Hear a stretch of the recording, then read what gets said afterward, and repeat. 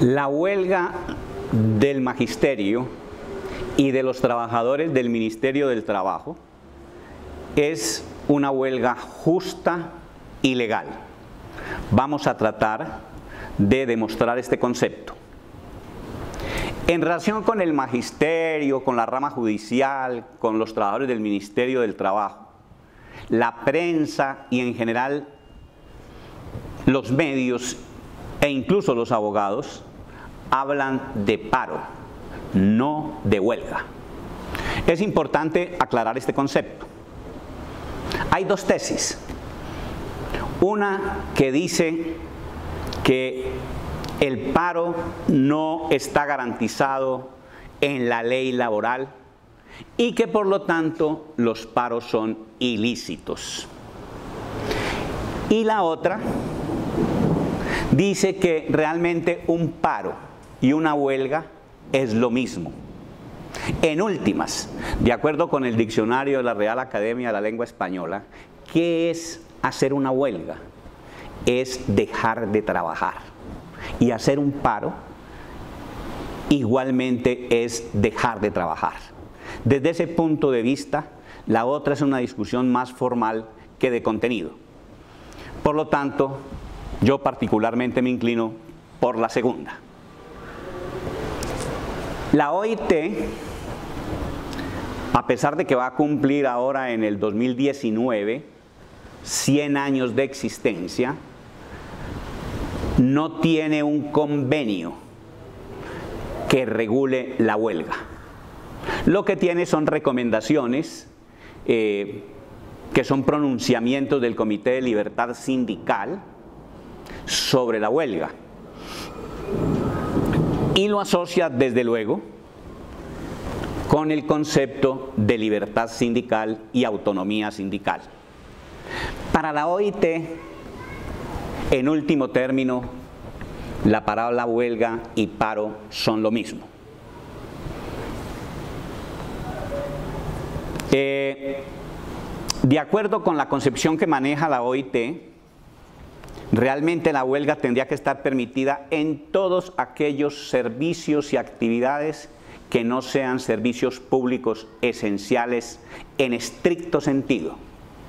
Y dice en esas recomendaciones que los servicios públicos esenciales serían aquellos que al dejarse de prestar afectarían la vida, la salud y la seguridad de una parte de la población o de toda ella. La Corte Constitucional globalmente coincide con este concepto que maneja la OIT. En ese contexto, y volviendo a la ley colombiana, hay solo dos tipos de huelgas en el Código Sustantivo del Trabajo que son en principio legales siempre y cuando cumplan con los trámites establecidos en la ley. La primera es la que está en el artículo 429 del Código, que dice que la huelga es una suspensión pacífica, temporal, colectiva del trabajo por razones económicas o profesionales y siempre que se cumpla con todos los trámites establecidos en la ley. Es decir, esta huelga supone la presentación de un pliego de peticiones y el cumplimiento de unos trámites. La segunda modalidad de huelga legalmente reconocida está en el artículo 379 literal E, que se conoce como la huelga imputable al empleador. En esta huelga no hay pliego de peticiones. Lo que puede haber es incumplimiento del empleador en el pago de los salarios, las prestaciones sociales, la seguridad social, acuerdos, la convención colectiva, acuerdos previamente establecidos con los trabajadores, y si el empleador los incumple, constatado este incumplimiento, los trabajadores pueden dejar de trabajar. Esa huelga es imputable al empleador porque él la generó por causa del incumplimiento y por lo tanto es la única modalidad de huelga paga que existe en Colombia. Pero hay otro tipo de huelgas que se desprenden de la jurisprudencia de la Corte Constitucional. Por ejemplo, en la sentencia 558 del 2008, La Corte dice que podrían haber huelgas contra los planes económicos, sociales, sectoriales que afecten las actividades de una profesión, un oficio o una rama determinada. También ha dicho, por ejemplo, el Consejo de Estado, que cuando el Estado incumple acuerdos pactados con los trabajadores estatales, los paros o las huelgas que realicen no podrían declararse ilegales. Es decir, serían huelgas imputables al empleador. Y finalmente también la Corte ha hablado de la huelga de solidaridad, a la que nos referiremos al final de esta pequeña intervención. En este marco, el gobierno ha regulado la negociación colectiva para los empleados públicos, expidiendo el decreto 160 del 2014. Ese decreto realmente es violatorio de los convenios de la OIT, el 152 y el 154. Y es violatorio de la Constitución. En primer lugar, solo le reconoce a los empleados públicos el derecho a presentar pliego de solicitudes, no pliego de peticiones, que es distinto. Tienen una etapa de arreglo directo y si no hay acuerdo, entonces hay que buscar una mediación, que es lo que ha estado tratando de imponer el gobierno. Y si ese mediador no logra soluciones para ese conflicto, entonces se levantan las actas finales y el gobierno tomará las determinaciones unilateralmente. Es decir, ese decreto no reconoce el derecho a hacer huelga en los servicios públicos no esenciales por parte de los trabajadores del Estado. Y tampoco, ni siquiera reconoce el derecho a ir a un tribunal y arbitramiento obligatorio. Realmente hablar del derecho a la negociación colectiva sin el derecho a ejercer la huelga, eso equivale a que realmente la negociación colectiva no existe en la vida real. Y entonces lo que han tenido que hacer los trabajadores estatales es apoyarse en todo este contexto jurídico que hemos planteado para ir a la huelga que se está desarrollando. Yo creo que para ser serios es muy importante citar el pronunciamiento del Consejo de Estado, la sección segunda, sentencia del 11 de octubre del año 2007, expediente 3768 del 2004, en un pronunciamiento sobre los servicios de salud y los paros y las huelgas en el sector de salud. Veamos lo que el Consejo de Estado dijo en esa oportunidad.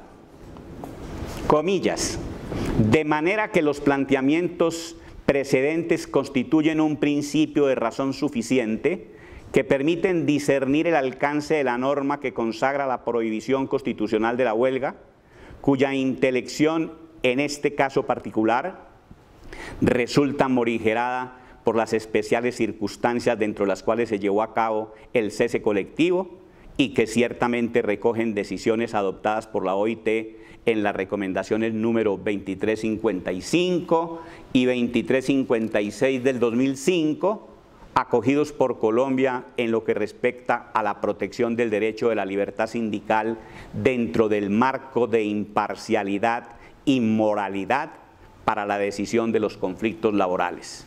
Por lo anterior, la Sala estima que la posibilidad que consagra el artículo 379, literal E, del Código Sustantivo del Trabajo, para declarar el cese de actividades en caso de incumplimiento de las obligaciones del empleador, tiene plena aplicación en casos como el que se examina, pese al carácter esencial del servicio.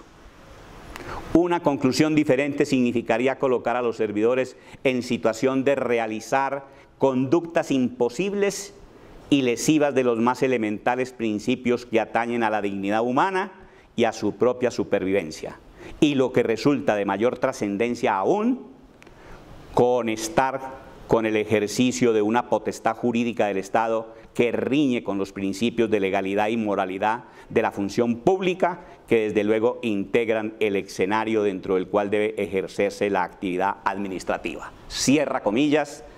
Este es el pronunciamiento del Consejo de Estado, que no deja ninguna duda que incluso sin haber pliego y solo acuerdos incumplidos, y entendemos que en los pliegos de los estatales y del magisterio hay muchos puntos que se refieren a acuerdos hechos con el gobierno incumplidos, está plenamente justificada la huelga y sería una huelga imputable al empleador, o sea que el Estado debería pagar los salarios tanto de los trabajadores del ministerio como de los maestros y de cualquier otro trabajador del Estado que se vieran la obligación de salir a una huelga para reclamar sus derechos.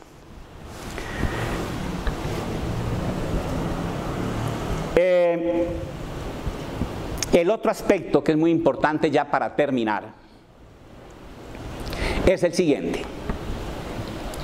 Yo estoy convencido que el papel de los abogados que estamos al servicio de los trabajadores y sus organizaciones debe tener por lo menos dos aspectos: ayudar a darle sustento legal a las luchas que realizan los trabajadores y las organizaciones sindicales, pero también colaborar con los trabajadores proporcionándoles los elementos legales y jurisprudenciales que les permitan adelantar acciones de lucha más amplios, decisivos, que les permitan conquistar sus derechos. Me refiero en concreto a la huelga de solidaridad. La huelga de solidaridad no está planteada explícitamente en la Constitución, no está planteada en el Código Sustantivo del Trabajo, pero la Corte Constitucional, en una sentencia, la C-201 del 2002, ha dicho que lo que no está prohibido en la Constitución está permitido. Y por lo tanto, la Corte ha manifestado que la huelga de solidaridad es posible realizarla, y de una manera muy amplia. Leo solo la parte pertinente. La Carta no establece ninguna limitación sobre los tipos de huelga, por lo cual el contenido de este derecho debe ser interpretado en sentido amplio. En este orden de ideas se halla cobijada por dicha garantía constitucional, por ejemplo, la huelga que adelanten los trabajadores de una empresa en solidaridad con otros que están en huelga con un empleador distinto, cuando unos y otros se encuentren vinculados a una federación o confederación sindical, u ostenten cualquier otra ligazón que habilite la participación solidaria. Cierro comillas. Es evidente que FECODE hace parte de la CUT, y tengo entendido que también varios sindicatos de los trabajadores del Ministerio del Trabajo hacen parte de la CUT.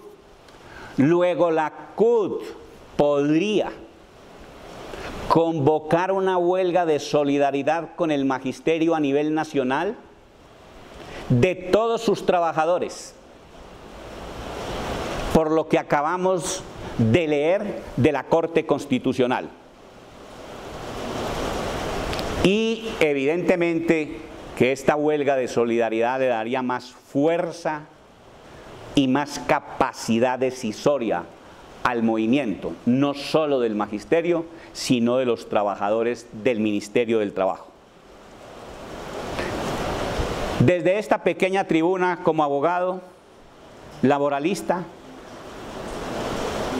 me coloco al servicio de esta causa justa y legal, y por lo tanto esa es la finalidad que cumple suministrar estos elementos de análisis para tratar de ayudar a enrutar jurídicamente de una manera más eficaz el movimiento.